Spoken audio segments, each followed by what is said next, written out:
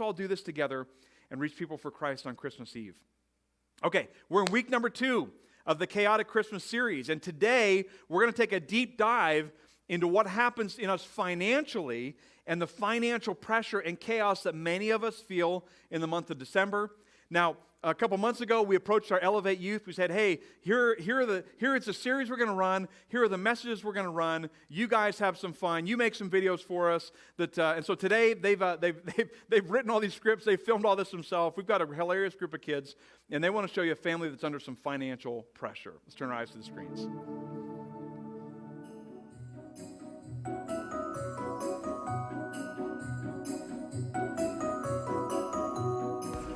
Come on, girls, let's go get some shopping done. Why isn't Dad coming in? Great question.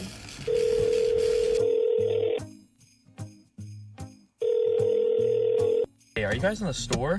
Yep, you seem pretty focused on the game, so I just came in. Okay, I'll just help you from FaceTime then, if that's okay. Yep, that's okay. All right, guys, we're sticking to the list. Is the unicorn on the list? Well, maybe Santa's gonna bring you one. We could just get her one. I'm sorry, you're gonna have to wait for Christmas. We're making our loop around the store, and you're not separated. But I really want to find something for Taz. Taz, what is that? Dad? That's the boyfriend of the week. Izzy, why don't we just wait and see if you guys are still together at Christmas? You guys have no faith in true love. Oh, sissy, I know what you mean. Just one look at Jake Vinegar, and I knew that he was my Prince Charming. You know how old he is? That's a no for me. Ooh, you should get some Oreos. There should already be Oreos in the car. Okay, guys, back on track. We have to get Gigi and Gordon a present. What should we get them? MacBook. Are you serious? I've been singing My Chemical Romance to him for the past 9 months just for his first word to be MacBook. Are you kidding me? Teddy, it's sweet that you said your first word, but we can't afford that. Oh, look, there's a safe. Dude, I just saw a hoverboard. Get that.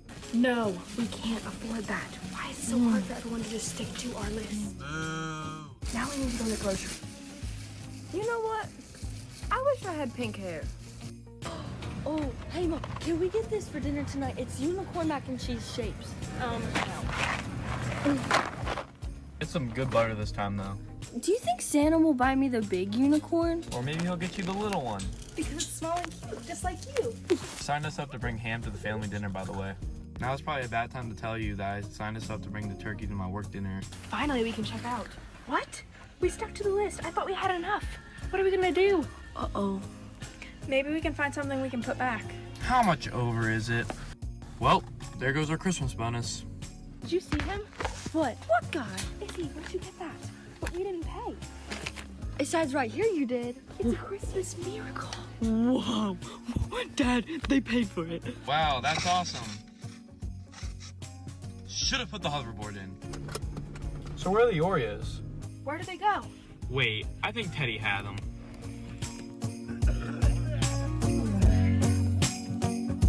All right, come on, give it up for Elevate Youth, having a little bit of fun with us today. Well, maybe maybe you can relate. Maybe you get to every December, every year, Christmas comes, and you feel the financial pressure, and you're debating, can I buy this thing, can I buy that thing, do I have the money to afford this, do I have the money for that? Let me just tell you what's a very, very normal and common experience for people to have in the Christmas season is an intense amount of financial pressure. Some of us are walking into this service today, and we are absolutely feeling the heat financially. And I remember a time in my life, I'm at a stage of life now where God has blessed and honored what we've done financially, and we've gotten out of debt years ago. And so I'm at a stage of life now where Christmas doesn't create a financial, total world of chaos for me, but there was a time when it did. So in 2006, I married my beautiful bride in the summer of 2006. And we come 6 months into marriage. I want to give her a great Christmas. I want Jana to have an amazing Christmas. And to me, that meant just spend what you want to. But to her, that meant very, very strict budget, okay? So Jana came from a budgeting family. I came from a spend what's necessary family, okay? Different family cultures with money. So our joke is that I married wealth and she married debt. And it's totally true. She got all kinds of debt with me. I walked into marriage with car payments, $40,000 that I owed to Penn State University still after my degree, for a degree that I never used a day in my life, okay? I walked in with credit card. She definitely married debt, right? And so we get to our first Christmas, and she was like, the budget is $125.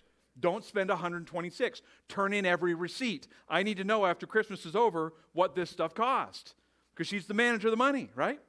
And so I go into the store, and I want to give her an amazing Christmas, and I'm walking in, and it's like, gosh, I'd love to buy her that jacket. It's $65. There's half my budget on one item. I guess I can get her 3 presents this year, I mean, I just remember feeling the financial chaos of December. Then we get to 2007, second year of marriage. And now that year, special little boy came along. He happened to be the one who was playing the dad in the car on the screen, okay? Lucas came along on November 15th of 2007, just a month and 10 days before Christmas. And so now the budget is $125 for me to spend on Jana, $125 for her to spend on me, and $125 for us to spend on the baby. And I'm like, Jana, he's not going to remember any of this. Why do we have to spend the same amount of money on this child? Okay, I was like the curmudgeon of a father, right? Have you ever had that fight in your family? The family dog's not going to remember. He doesn't need the same budget as everybody else, right? You ever had those debates? We had one of those in 2007. I lost pretty badly, okay? But I remember the pressure. And, now, years later, because God has done a financial work in our lives, we don't have that anymore. God has just blessed and honored our desire to tithe and to give and to be generous and to get out of debt. God's honored all of that. But my goodness, I remember it. Now, here's the reality. Many of us walk into the month of December and we feel tremendous financial pressure. So, I've got a bunch of props up here that I'm going to use today, but let me start you off with the first one. I have over here to my left a pressure cooker. Now, I brought this on the platform to remind us that December, for many of us, is pressure cooker season. It is. Now, it's pressure cooker season for a couple different reasons. One of them I talked to you about last weekend, which is the chaos of our families. Sometimes we have broken relationships in our families, and we feel this pressure to try to reconnect, and it's just really hard, and it can build up pressure and anxiety. But a second reason why December is pressure cooker season is because we're having some money problems at home. And now we're expected to spend a whole bunch more. So let me talk to you about the reality of money problems in American culture. Okay? So did a little research this week to try to understand, what does the financial reality of Americans look like? Now, we are the country on the planet Earth that has the highest income of any country on the planet. We are the wealthiest people on the planet here in America, and here's the reality of our financial situation. The Federal Reserve of New York put out a report recently that said the average American has a debt load that is 145% of their household income. So if you have a household income that is $100,000, you have, on average, $145,000 of debt. Between the mortgage, between the credit card, between the car payments, between the student loans, and anything else we've leveraged on debt, we have 145% debt load as Americans. We are in debt. We have figured out how to spend every dollar we have and every dollar we don't have. We figured it out, right? So we're in debt. Now, the average American, you want to know what people spend on Christmas? So if your household income is less than $75,000, the average spending across the country is $1,000 on Christmas. If your household income is above $75,000, the average spending on Christmas, $1,300, is what's normal. So if you've ever followed Dave Ramsey, I don't know how many of you have ever been exposed to Dave Ramsey and Financial Peace University. It's an excellent, excellent system to help people get out of debt and get their financial world fixed, okay? Dave Ramsey, when he teaches how to financially fix your life, he has all these little baby steps that he takes people through. You might remember that baby step number 1 is to come up with a $1,000 emergency fund. Because most Americans are not carrying $1,000. Most Americans could not handle a $1,000 problem. Isn't that amazing? Why could we not handle a $1,000 emergency? Because we have so much debt, it's ridiculous. We have overspent. And so guess what? An emergency comes every December. Every one. And we're scrambling and we're fighting and we're trying to figure out what to cut, and we're having arguments in our household because, there's these family cultures and these expectations on what to spend on Christmas. So maybe you came from a family culture where it was like, hey, I've got all these aunts, uncles, and cousins, nieces and nephews, and I'm going to pick one name out of a hat, and I just have to buy one $25 present for the extended family. And then she comes from a culture that's like, hey, you get a $25 gift, and you get a $25 gift, and aunts and uncles and nieces and nephews and the family dogs of everybody and neighbors, everybody gets presents. And now you're all at war inside the household because there's all this spending expectation. You see, so many of us are in a financial crisis. It's normal in American life. We don't even realize it. Everybody's in it. And then Christmas comes and the chaos sets in like crazy. Well, if you are experiencing a financial struggle in this season, I want to do what I can to help you. And what I really want to unpack for you today is what's going on spiritually in the background of your life that's causing this. I'm going to take you into a couple of teachings that Jesus gave that are going to help us to identify the spiritual nature of our debt, the spiritual nature of our spending. Why is it that it doesn't seem to matter how much our income increases, we always seem to outspend it? Now, I know that across this auditorium and online, we'd all say, hey, I would love to get a raise, right? Like, I would love to get a 10% raise. It would be amazing. We all feel that way. But then when we get it, we find a way to spend 12%. It just never ends. What's going on spiritually behind that? Well, Jesus has a lot to say about this. And I want to take you into two passages. One is in the Sermon on the Mount in Matthew chapter 6, and the other is a different teaching that Jesus gave in Luke chapter 12. And both of them are going to address the spiritual nature behind our spending, and they're going to help us to understand what's going on in our hearts that's causing this chaos every single year in December. So let me start with the Sermon on the Mount, Matthew chapter 6. Here's Jesus teaching. He's up on a mountainside. His most famous sermon of all time is preached on this mountainside. It's recorded in the Gospel of Matthew, chapters 5, 6, and 7. He teaches on all kinds of things, but part of what he touches on is money and possessions. Here's what he says in that sermon. He said, "Do not store up for yourselves treasures on earth where moths and vermin destroy and where thieves break in and steal. But store up for yourselves treasures in heaven where moths and vermin do not destroy and where thieves do not break in and steal.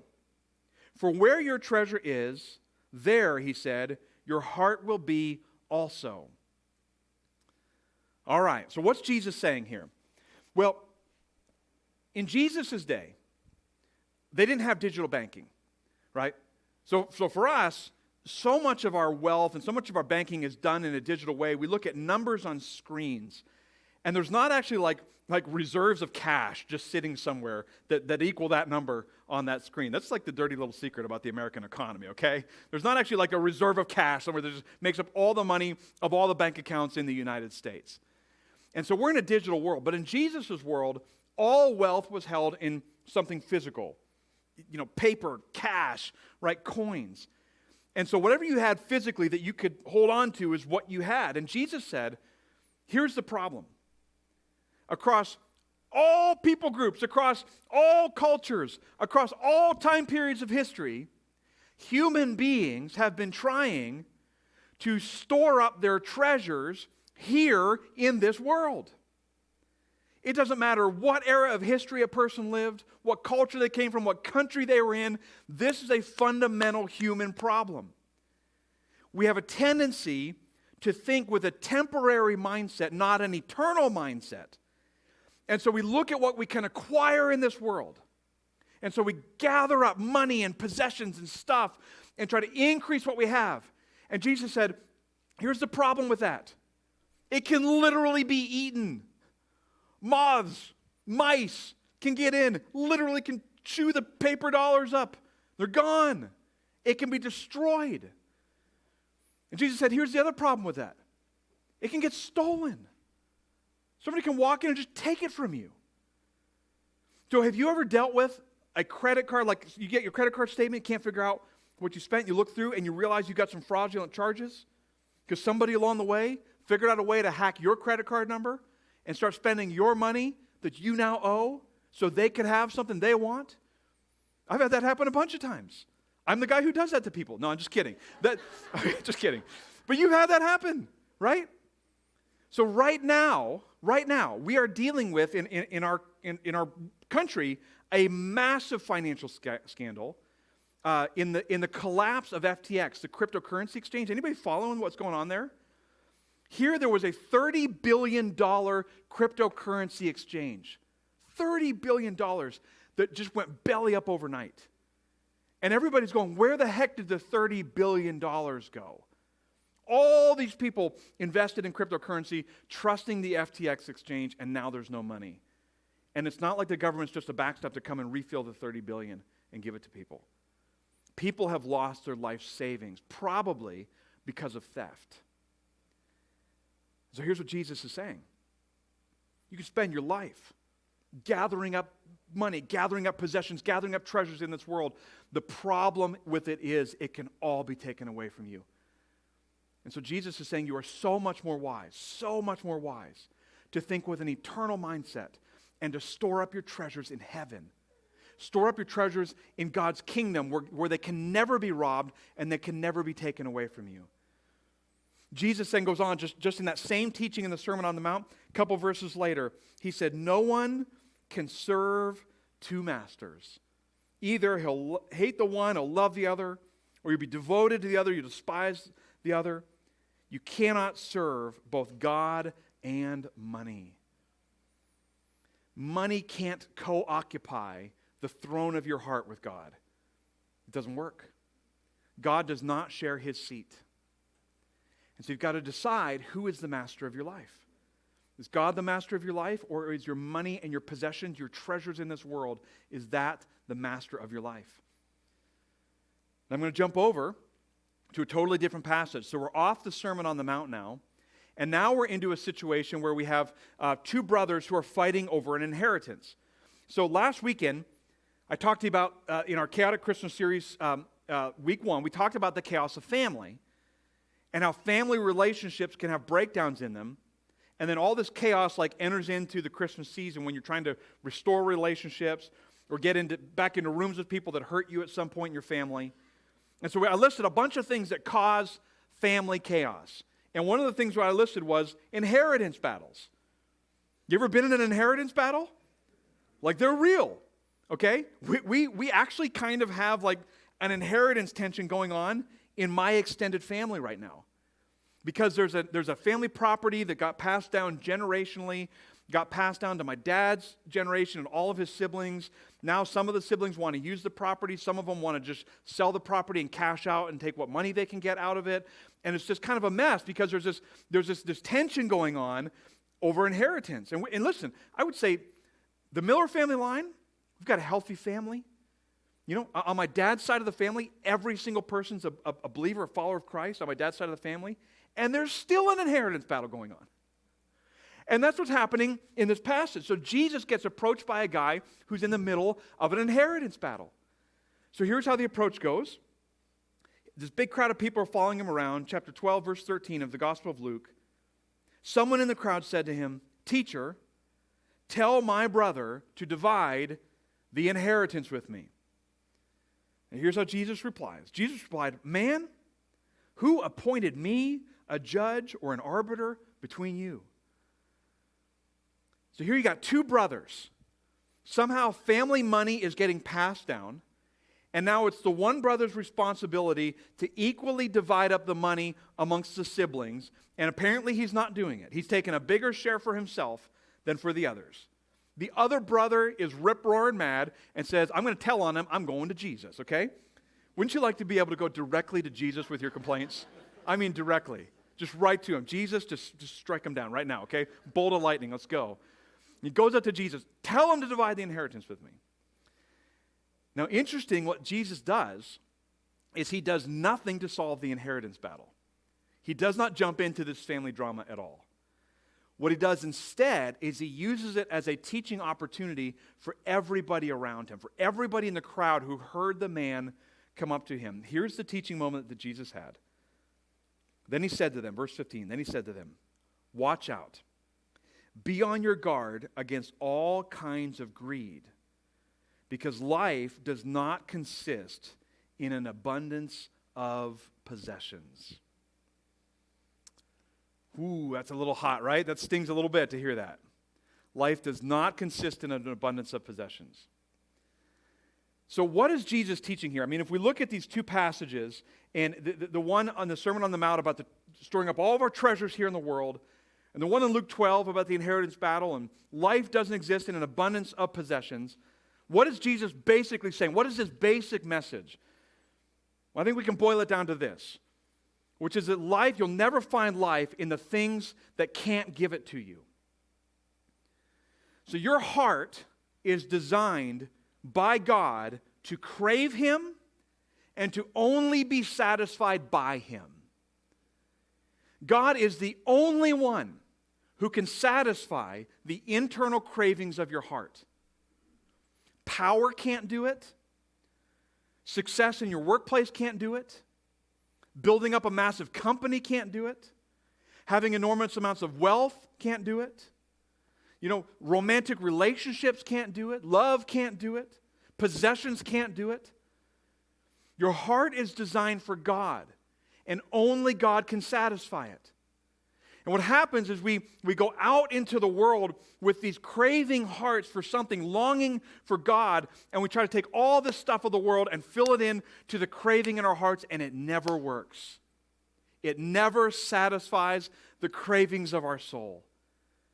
And so one of the things we so easily get caught in is trying to spend, buy, get stuff. Never seems to matter what the income level is. We always seem to find a way to outspend the level of income we have. Always seem to find a way to do that because we're trying to buy all this stuff and fill a void in our heart that only God was designed to fill.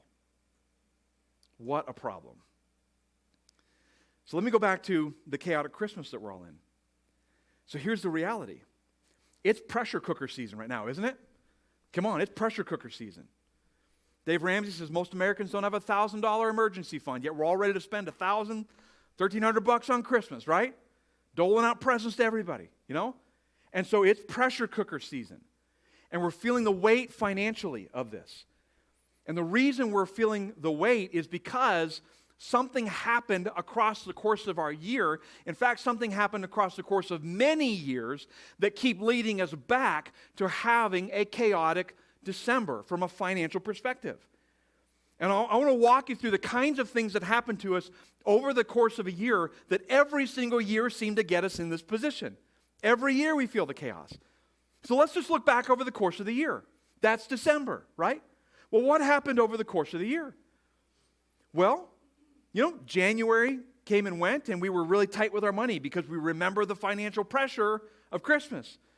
Then February comes along, and you kind of forget a little bit of what it was like to be in that financial chaos. Then you get to March. And in March, it's a nice sunny spring day. You're driving around in your vehicle. There's trash in it, you haven't cleaned it in a while.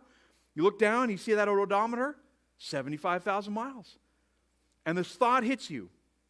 You know what would make me feel amazing right now? Getting out of this crappy car, getting into the next one. That's what would make me feel amazing. And so we just find a way to just drive that car on down to the lot. We walk onto the lot, and every vehicle is shining, and every vehicle is sparkling. You open up the door, it's like they've put some pheromones in there to just draw you in. You just can't, it just pulls you right in. Just ignore the sticker price. What can I get out of my vehicle, right? And you walk right onto that lot, and guess what you do? You buy yourself a new vehicle. This is not a new vehicle, but you get the idea. You buy yourself something new because it's going to make you feel better.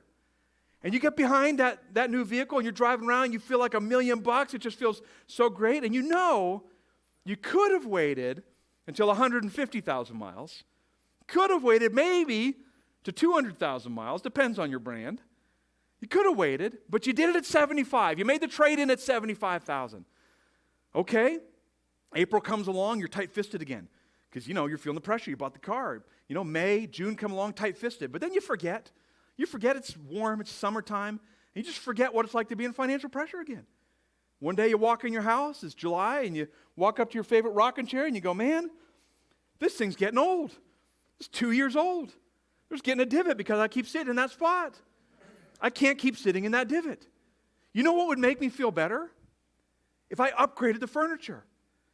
And so you get in that 3-month-old car and you drive on down to Big Sandy, right? And you walk in and you just look at all their furniture, right? And the same pheromones they poured in the vehicle, they poured them all over the couches, right? Just sitting on those things like, wow, this is so awesome. And you pull out that credit card and you've got debt on that thing already and you just swipe that card. And those great service members, they just drive up to your house. And you don't even have to do anywhere. You just stand there and watch and just glory. They pull your couch, they just walk it right out the door. Who knows where they're going to take it? Your new one comes in and you've got a new couch, new love seat. And all of a sudden you're like, oh, I feel so good. And then you're in chaos because now you've got more debt. And so you're tight-fisted again, tight-fisted in August, tight-fisted in September. But then it's football season. And you're watching your Buckeyes on a 40-inch screen. You can't do that. You got to upgrade to a 65-inch screen. You can't watch them lose to Michigan on 40 inches, 65 inches. Now listen, you guys harass me all year long, okay? I get my one dig. That's my one dig. Come on, you're all going to beat Georgia in the playoff. Come on, can I get an OH in this room? There we go. There we go. All right. I'll support you in the playoff. But you got to upgrade, right? I can't watch it on 40 inches, and so I go into Walmart, and I find the big screen, and I take out the card, and what I do is swipe that baby again. Add on to the debt. Now I'm at 146%, 147% of debt instead of 145.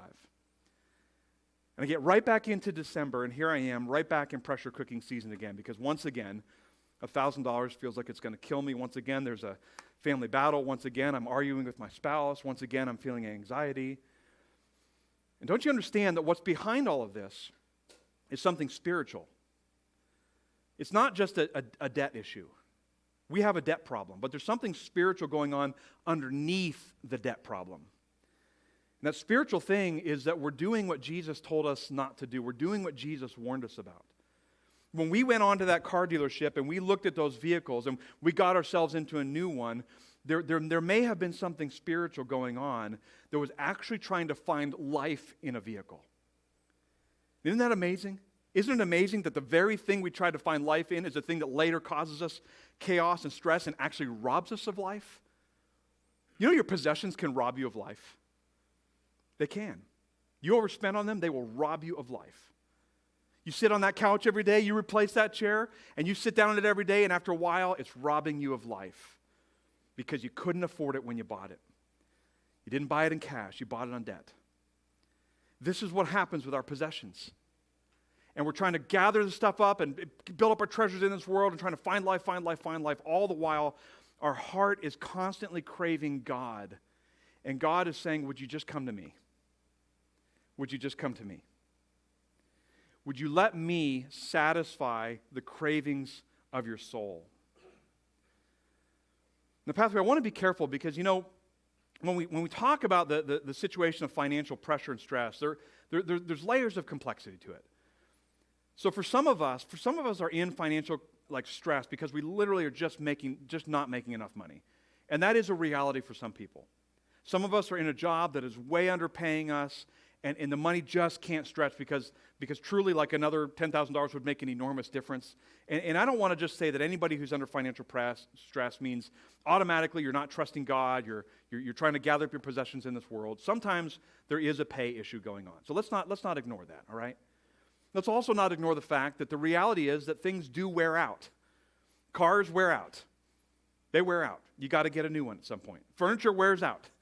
You got to get a new one. TVs break. You got to get a new one at some point. There is a reality that stuff breaks down and wears out, and you got to make an upgrade. But it's not that the upgrade is just an indicator of, are you trying to gather your treasures in this world, or are you trusting God, or are you not trusting God? What we need to start doing is looking at what's under the surface of all of our spending decisions. What's under the surface? What's under the surface of the need to go upgrade to the granite countertops? What's under the surface of that? Is it a need? Is it really a need, or is there something inside of us trying to find life? What's under the surface of trying to install the pool in the backyard? What's really under the surface there? What's under the surface of trying to blow out the back of the house and add another room? Like, what's under the surface to that decision? What's going on? What's under the surface of trying to jump from one job to another when you've got a great one, but you get offered a little bit more money at another one? What's under the surface of that decision? Is it a desire for the kingdom of heaven? Or is it a leap and a move because something inside of us is craving more and not allowing God to satisfy the deepest, deepest longings and desires of our hearts? I want you to start wrestling with that question. Because until you wrestle with it, until you wrestle it down to the ground and allow God, through the work of the Holy Spirit, to show you what's going on inside of you, you will come into pressure cooking season every December for the rest of your life. You will be in debt every day for the rest of your life until you deal with it. You will feel financial pressure. You will have anxiety. You will fight with your spouse over money. You'll deal with it every day for the rest of your life until the Spirit of God is allowed to do His work and show you what's happening within you. So here's what I'm going to do. I'm going to pray. And I'm going to ask God, I'm going to really ask God to do a work inside of you this Christmas season. We're going to take a couple minutes to deeply pray. And I'm going to ask you to all agree with me in prayer and allow God to do an exposing of what's inside of us, an exposing of what's causing all the spending. And I want you to walk out of here today with a humble heart that's going to say, Lord, I'm going to let you do your work. You show me what's in me, and I'm going to be obedient to whatever you tell me to do. So come on, let's all just pray together. Everybody bow your heads, close your eyes. We're going to pray. Lord Jesus, we need your help. We're human, God, we're human. And as human beings, we struggle with putting our trust in the temporary, not looking eternally at life. We struggle, like all people have throughout all of history, we struggle with trying to gather up possessions, gather up wealth, gather up stuff, try to satisfy the desires of our hearts with something other than you. And God, we need your help. And so all collectively today, God, as one church body, we are asking for the work of the Holy Spirit in our lives. God, I pray that all of us would walk out of here today and would undergo a self-examination. I pray that all of us would come to you with the question and say, what's happening in my heart? Am I filling my heart with money and possessions, or am I filling my heart with a desire for God? God, expose what's in us.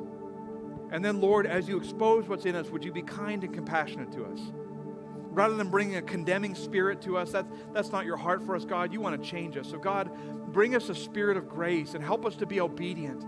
Help us to know that we can trust you and that we can find life in this world without constantly upgrading stuff. Help us to be fully and in every way, completely and totally obedient to Christ and change us. And God, I pray that as we do that, that 2023, that next year would be the year of getting out of the financial pressure.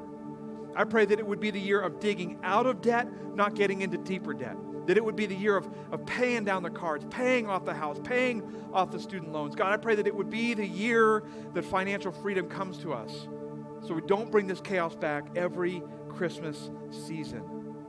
Lord, do your work inside of us. Now everybody stay with your heads bowed, your eyes closed. Maybe you're here today and you've never turned your heart to Jesus. And if that's your story, if you haven't met him in a personal way yet, I want to invite you to know him.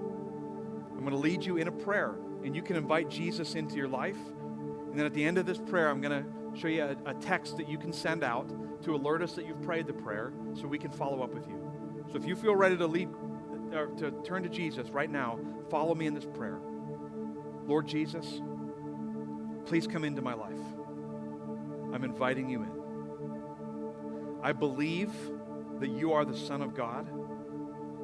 I believe you died on a cross for my sins because I've been in rebellion against God. I believe you rose from the dead.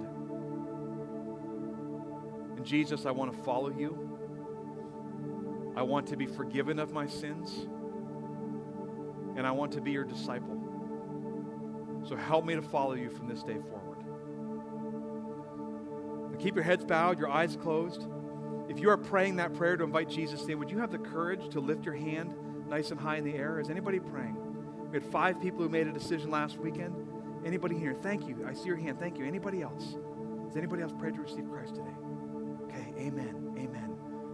Let me put a text number up on the screen. If you guys have made a decision, if anybody's made a decision to turn your heart to Christ today by praying to receive Him into your life, would you text SAVED to 21,000 so we can know about it and we can follow up with you? You can also put it on your connection card and tell us there, and you can drop it at that green box at the new guest station. We would love to know so we can help you take your first steps. Come on, guys, let's get up on our feet. We're going to close out in some song today.